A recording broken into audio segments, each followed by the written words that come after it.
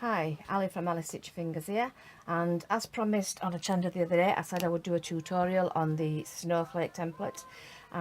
This is the stitched up ruler, and this is said template. I've got my hook and loop on the back to stop that from moving on the fabric, and I've got my Supreme slider on the machine bed. I've also got my quilting gloves on. Right, so I've marked up the fabric with the marked up square ruler, and what I'm going to do first of all is I'm going to pull up my bobbin thread. So I've got that lined up with the dot from the ruler.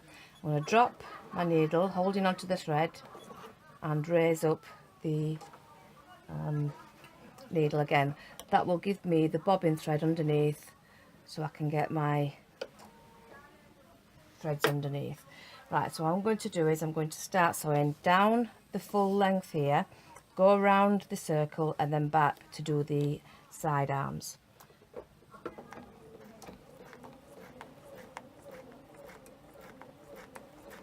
So I've got the machine on pretty slow,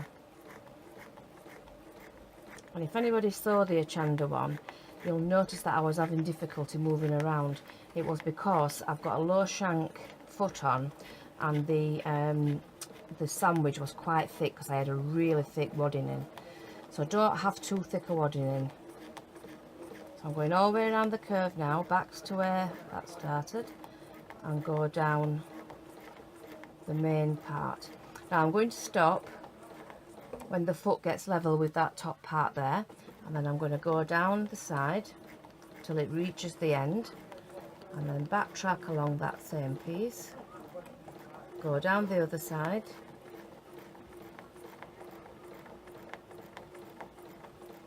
back to the main part and go down to the next one.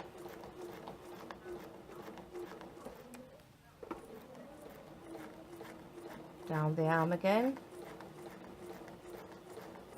back to the centre and back down the other side.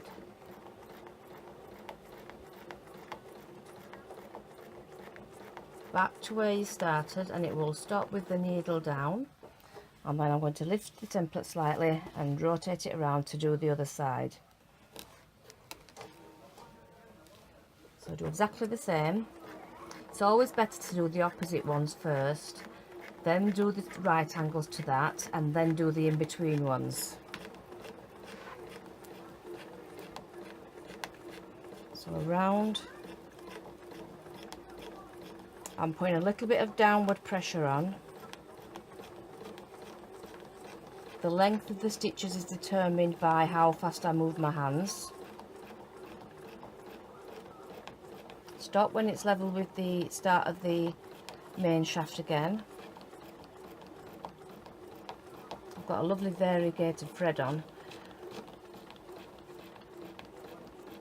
and I'm not hitting directly on that line, but I am trying to sew so my head doesn't get in the way so you can see.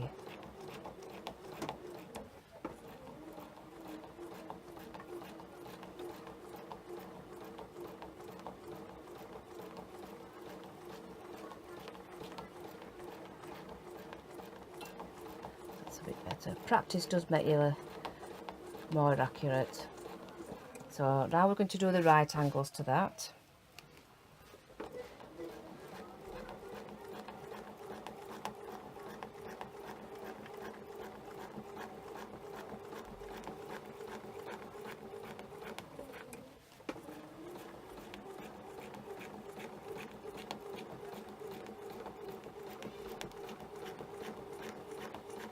I'm doing quite big stitches because I'm trying to do it a bit quicker.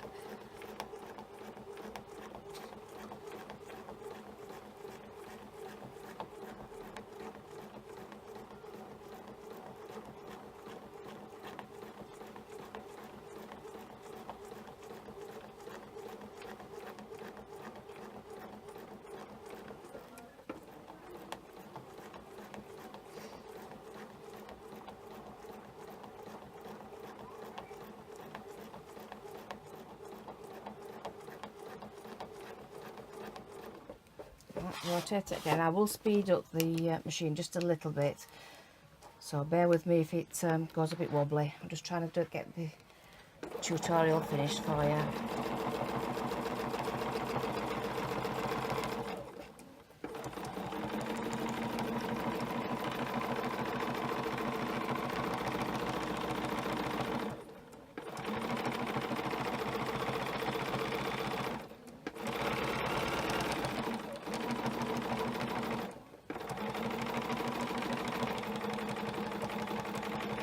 you would obviously take a lot more care.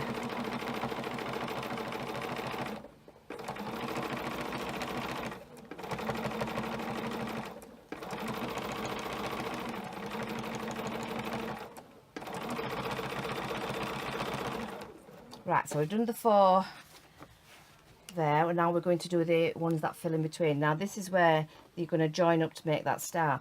Now because you're sewing and you're making the sandwich compact, it will slightly draw in at the stitching, so you may have to move your template a little bit, but we'll do the full length first.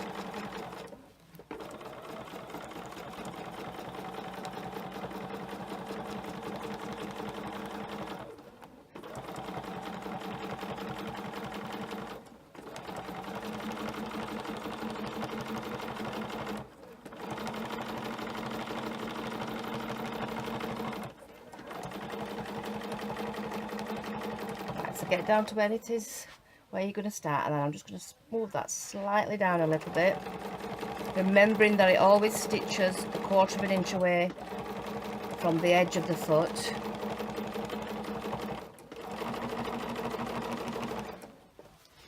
Rotate to the next one, and you'll see the star forming in the centre.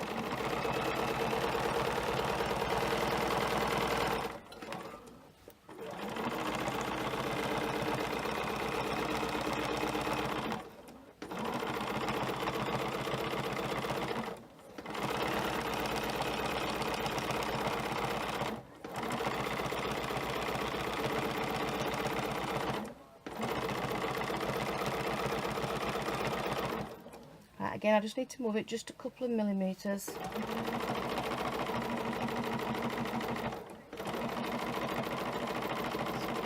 It's a bit of a wobbly one. Down to the next one.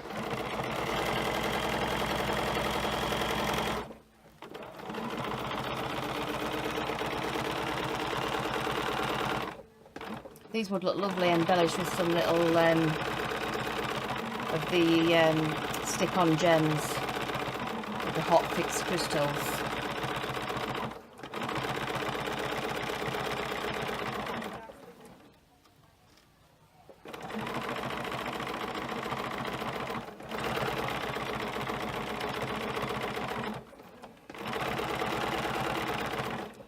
Always stopping at the central point, and then on the last one it will complete the star.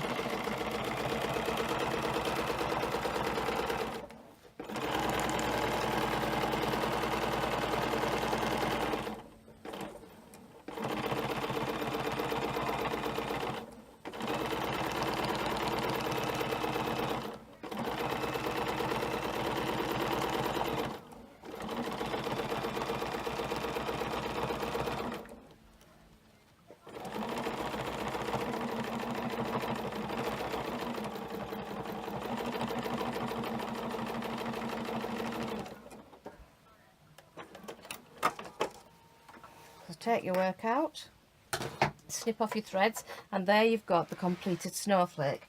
Now you could make this longer by doing another row coming out. You could join up these to make another type of snowflake. You've also got on the edge this little wavy edge, so you could make a square around it, and I'll quickly show you that.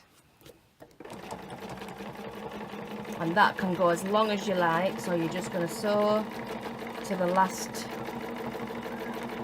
wave and then move it on. So that's never ending. You could go all the way around a border doing that, get to your corner and then go around again. So that's how you can do that part. Also on here you've got these little grid marks on here. That's for doing smaller snowflakes. So go to your central point, and I'm going to sew to the third one, then I'm going to sew back to the centre, and I'm going to sew to the third one on this side, back to the centre, rotate the work, do exactly the same. So sew into the third line each time. And you are better off drawing some, giving yourself some guidelines.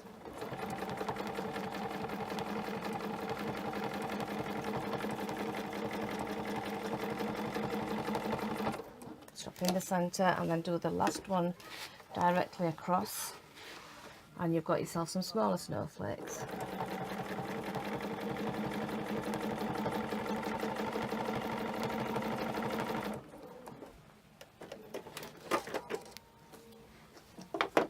So then you could finish that off with a lovely little hot fixed crystal in the centre. So that's how you would use your snowflake template.